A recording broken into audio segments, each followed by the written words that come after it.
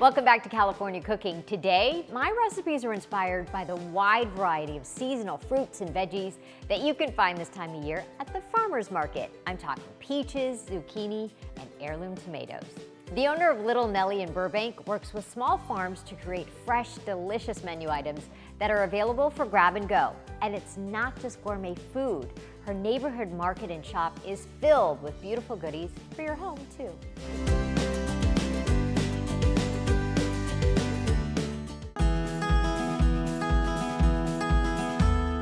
Hi, Beth. Hi. I love your shop. Oh my goodness, thank you so much. Thank you for being here today. For me, this is like my dream. Oh, well, thank Really? you. Mine too. Right? You're living your dream. And Yeah. I think there's a lot of us out there who, and I heard she's your inspiration as well, Ina Garten. Yes, for Who sure. has done this beautiful thing and Martha, combining food with decor, with lifestyle, with Yeah, entertaining. exactly. And that world. Yeah, well, you know, and bringing people Neat. together really is all of those pieces. It's, Yeah. it's about making people feel taken care of and bringing people into a space that feels like generous and hospitable and all of those things. And food is a huge piece of it, but all the other stuff plays into it too. And so that was kind of a big part of the inspiration here, was like a place where all of these things kind of live together. Yeah, and beauty.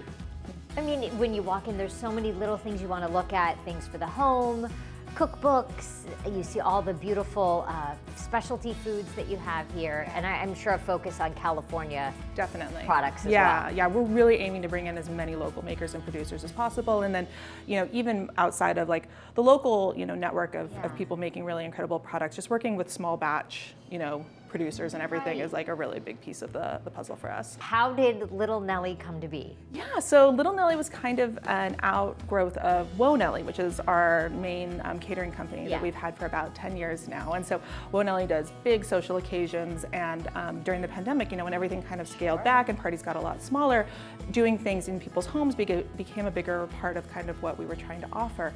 And so, you know, seeing that need for kind of that in-between offering between like, you know, big scale weddings or the, you know, kind of the larger events and just kind of like take out stuff that you would grab at the store, we wanted to offer things that still felt really like special and curated. You know, a big piece of kind of our ethos and the reason for why we do what we do is to be able, like you said, to work with small producers, but also to work with small farms and small farmers. So seasonal production is a really big piece of our puzzle and working with local farms, and so much of what we source from the farmers market. Okay, can I tell you, by the way, the fruit and the veggies over there, I thought were fake. Because they're so beautiful. They really Those are are. real heirloom tomatoes that I went and touched and thought, oh, that's a candle or something. These guys here, they're called dragon tongue beans, and they're from Two Peas in a Pod, which is just you know, one of our favorite farmers at the Santa Monica market, the Hollywood market. But like, they're just so special, and like, this is something that you just don't see, you every know, day at the grocery store. Exactly. Being able to source that sort of stuff that, you know, is the reason why we do what we do. And so being able to offer that kind of stuff for smaller parties is really where Little Nelly was born. The idea of the shop here being you can come and grab and go sandwiches just day to day, but also for, you know, weekend smaller parties, we do have catering and platters and sandwiches and all that sort of you were stuff. saying if you have maybe a little baby shower in the backyard or something that's not a full scale, you know, wedding, that this is kind of the perfect place to get a platter or cheese board or something like that. I stand in front of this beautiful case that has the most gorgeous baked goods. What are some of the things that you are now known for that people come in shop for? So you know, we're trying to bake as much as we can in-house. Everything in the pastry case is done in-house. We do our biscuits, which you'll see in a minute, are like kind of definitely one of our more signature items, but we're baking really amazing chocolate chip cookies every day. We bake quiche in-house. The cinnamon rolls are available on weekends, and those have been a huge hit. Unbelievable. But yeah, and you know, the case is changing. And again, with the seasons, we're always just kind of trying to mix it up and introduce new things that are, you know, fresh and beautiful. Which is part of the fun, right? Yeah, for sure. To change with the season. Absolutely. Yeah. Hey Beth, I'm excited because these are the biggest biscuits I've ever seen. The prettiest peaches I've ever seen. They are, yeah. This is definitely the time of year for all of these things. And so these gorgeous peaches are from Andy's Orchards. They're at the Wednesday and Saturday Santa Monica Farmers Market. And I guess, you know, any time of the year, like you said, if this produce isn't around, you could sub it out with anything, really. Shortcakes are like definitely one of my like all-time favorite desserts, because you get the fruit and the cream and the richness from the biscuit, and it's just like, it's a little bit savory, a little bit sweet, and it's not like too much. I think what we're gonna do today is we're gonna start with kind of obviously really great ingredients to start with, but then we're gonna kind of dress up the sugar, we're gonna do a little bit of culinary lavender. Okay. And then so I'm gonna add a little bit of lemon too. And so one of the things we'll do here is just kind of like work it into the sugar a little bit, and it kind of brings out the oils from the zest, so you get that like good lemony flavor. And then also just the same thing with the lavender. The oil and the lavender really kind of infuses into the sugar. So now that we've got this kind of like this, we'll take our peaches here, dress the peaches with that kind of macerated sugar. Toss that and let it sit. The longer you let it sit, more of kind of the juices will just kind of start to, so you get this like really lovely, like juicy, peachy, lavendery, lemony syrup. Let that sit for a second while we split this guy. Talk to me about your biscuits.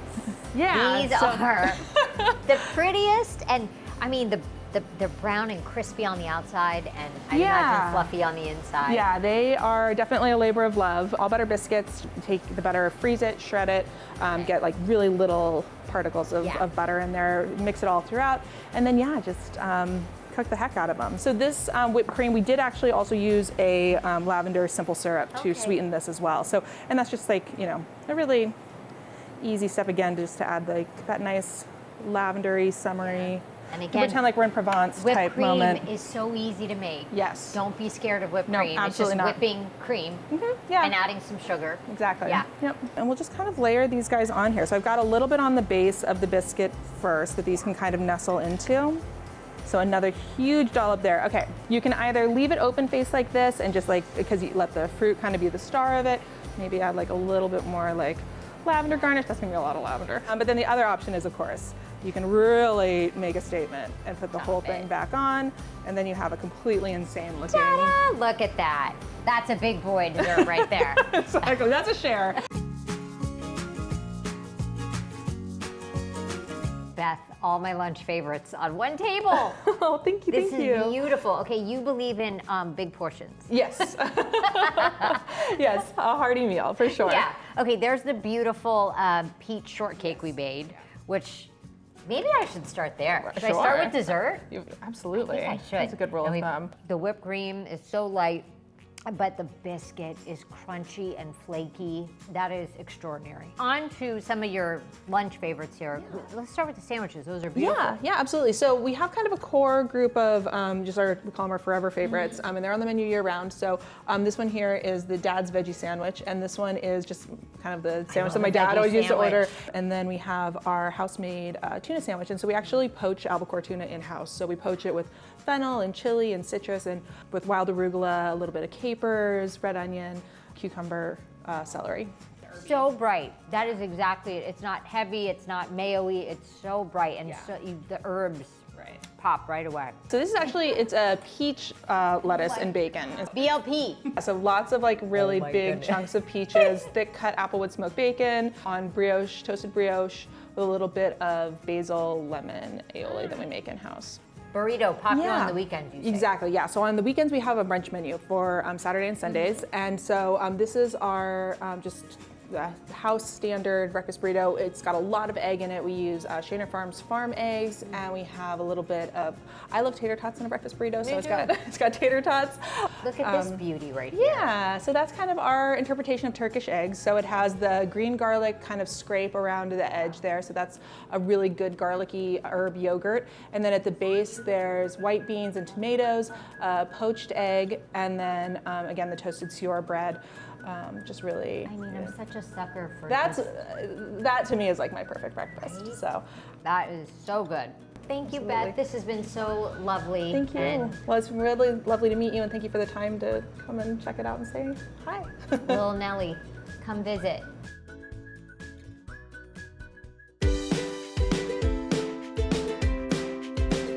Coming up, more farm-to-table recipes. First is a crispy fritter made with zucchini, and then heirloom tomatoes are in their glory at the end of summer, so I'm gonna make an heirloom tomato tart.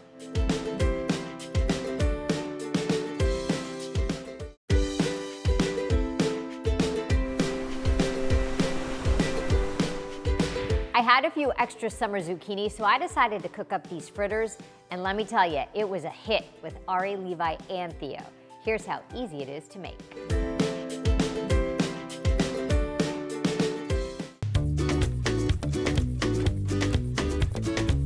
This is the the time of year where I think it's so great to use those ingredients. It's late summer into early fall when there's zucchini in abundance. You see corn a lot, just beautiful things that won't be around for too much longer, at least not when they're in prime season. So today, I thought it'd be nice to do a dish that I actually made the other night, and I ate so much of it that I don't even know if I'm gonna want to eat these today, but it was so good.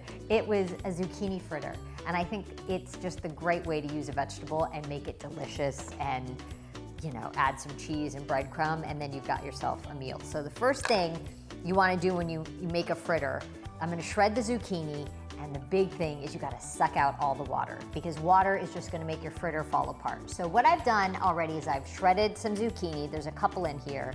These were small, so probably 2 or 3 small zucchini. So I'm going to do a few more with my box grater. And I think this would be a great side. This would be a great main dish. You could, you know, serve it up with a salad or a piece of chicken or whatever you want. And then you've got yourself a meal, and lightly fried. And I happen to top mine with sour cream and a little bit of hot sauce. That was how I top mine. I definitely eat a lot of zucchini. You just, you know, you give it a squeeze, and then you see how the paper towel gets wet, and you can drain it out. But that's pretty good. To that, I'm gonna crack 2 eggs. So we're gonna make a little bit of a batter, sprinkle of salt, some cracked pepper. Stir that around with those eggs mixed in with our zucchini. Some lemon zest. I just think lemon zest will kind of brighten up the whole thing. Some garlic, a clove or 2. Grate my garlic. And then some Parmesan cheese grated. Some chives for a little bit of an onion flavor. Also scallions would be nice, so either one. I think this is where you could really use a lot of different cheeses.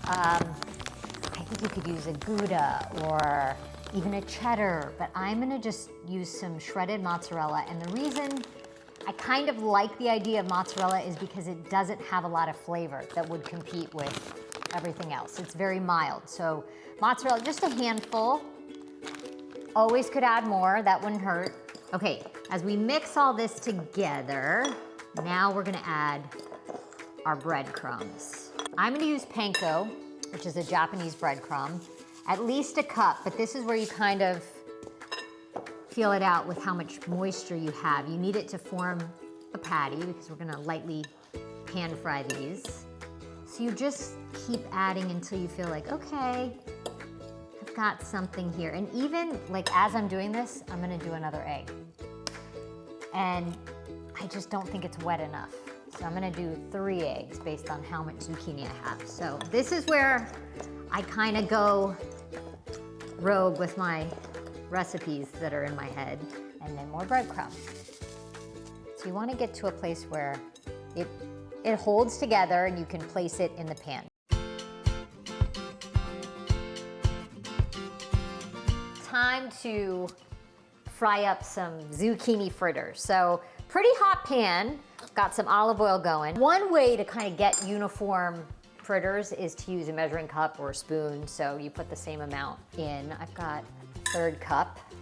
And you can make them any size. If you want to go big, go for it. Yeah, these are holding together pretty good. This is where you kind of have to just use your hands. Kind of the only thing that'll work. Even using a measuring cup there, I just smash them down a little. You want to turn the heat down. You want to burn them. And then also as they brown, you can add a little bit more oil and just let those go. And then what I like to do is have a sheet pan with a rack. And that way you can put them on the rack and then keep them warm in the oven. Or sometimes if you cook them too quickly on the outside and the inside isn't cooked, I like to pop them in the oven, make sure they get cooked all the way through.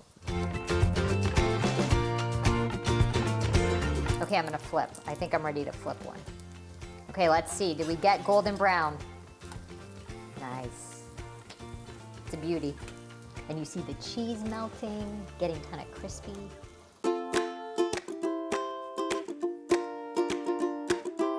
Okay, I ate so many of these the other night that You know when you eat too much of one thing, you're like, I'm never eating that again, but I have to because they're so delicious. They smell so good that I'm going in for more. So zucchini fritters are done. And what I enjoy is sour cream, as you know, or you could do labneh. And honestly, these are one of those things you could do.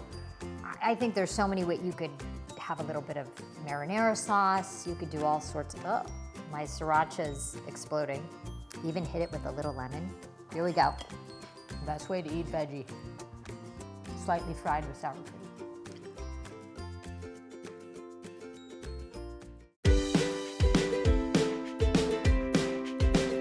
Coming up, summer tomatoes are gorgeous and sweet, so I'm gonna make an heirloom tomato tart to show off these beauties.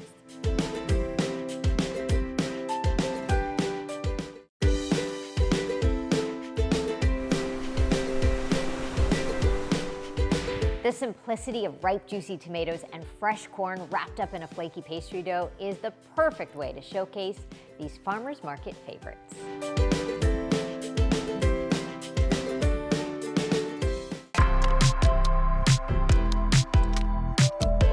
I love end of summer produce. I think it's, you know, the stone fruits. You think about plums and nectarines and also tomatoes and corn, beautiful heirloom tomatoes. And you see them at the farmer's market and sometimes they're kind of ugly and misshapen, different colors, different shapes. I've got some cherry tomatoes. These are from my garden. I actually got some pretty decent cherry tomatoes by really end of August is when they really started to come in pretty good.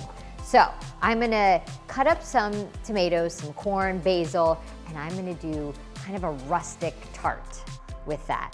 And when I say rustic, I'm using store-bought pie dough, and I know it's so easy to make your own pie dough. It really is. If you have a food processor, it's butter, flour, and a few other things, and you've got dough, but I'm just gonna cheat today. So first thing, we're gonna cut our tomatoes. And it's okay, you know, if some of these are a little bit harder because it is gonna bake in the oven, so they don't have to be super, super ripe. But if they are ripe, they're gonna taste better. And what I'm gonna do is put them on a paper towel. You wanna suck up some of that moisture because if you don't, your pie tart will get a little too soggy. And even they don't have to be perfect slices. And you know, these kinds of tomatoes, they aren't in the market for long. And so I love to use them. What's gonna make this extra pretty are all the colors. We'll place those around and then we're gonna salt them. Salting them will draw out even more moisture. Let those sit for a few minutes just to draw out all that moisture. Get a few more pieces of paper towel and just lay on top so it can soak up all that extra moisture. Okay, let's get to our pie dough. And this is about being rustic. You don't have to be perfect. And just roll it out a little, let it come to a temperature. You don't want it too cold. One thing I want to do is I have that garlicky, herby, spreadable cheese. And I want to put that down as a base with the tomatoes, just to give some flavor to the dough. And you want to leave that rim around. You don't want anything there. You let your tomatoes sit, soak up that liquid. Now is when we decorate with our lovely tomatoes. And you just want to make a pretty design. Again, leave that rim so you can fold over the crust. A couple of cherry tomatoes. It's something about when you grow them, you feel extra proud of when you make something with your own produce. And I'll just put those right in the center. And you could salt these too and sit them out, but I just think it'll be okay because they're smaller. To our corn. So we've got fresh corn, and this is the way I like to cut corn off the cob, is like that. You just get it down one side and then flip it. It helps keep the kernels from going all over the kitchen. Fresh corn sprinkled on top. Might only need one ear. Now I'm gonna bring this back and I'm gonna fold over my pie dough. And you make this little tart shape. And you wanna fold it up so that it catches all the juice. And we want to pop this in the fridge just for a few minutes to get it, because the dough's getting a little soft. So put it in the fridge, 15 minutes, and then we're going to put it in a 400-degree oven. Okay, here we go. And before we pop it in the oven, I want to do an egg wash really quickly. So I have 1 egg and a splash of water, and then just go around. So this will get things nice and golden. And then I might just sprinkle a little bit of salt just on the crust, so it has a little bit of flavor. And I'm also gonna do some freshly cracked pepper.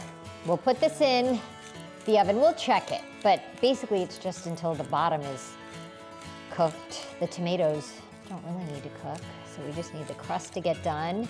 And then I'm gonna top it with a few things when it comes out of the oven.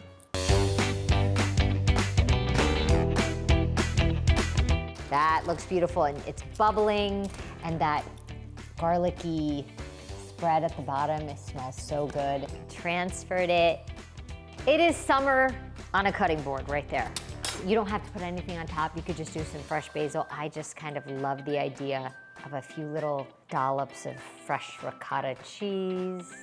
Make it extra creamy and gooey. We've got some fresh basil. I think just tear some leaves. It smells so good. Look at the colors. The last thing, I think, just if you have it, I happen to have a little bit of Parmesan on top. Maybe a little bit of lemon zest just to brighten things up. But that's it. This is just gorgeous. The last of the summer tomatoes. For all the recipes we featured today, you can follow us on Instagram at KTLA California Cooking. That does it for us. Thank you guys for watching. See you next time.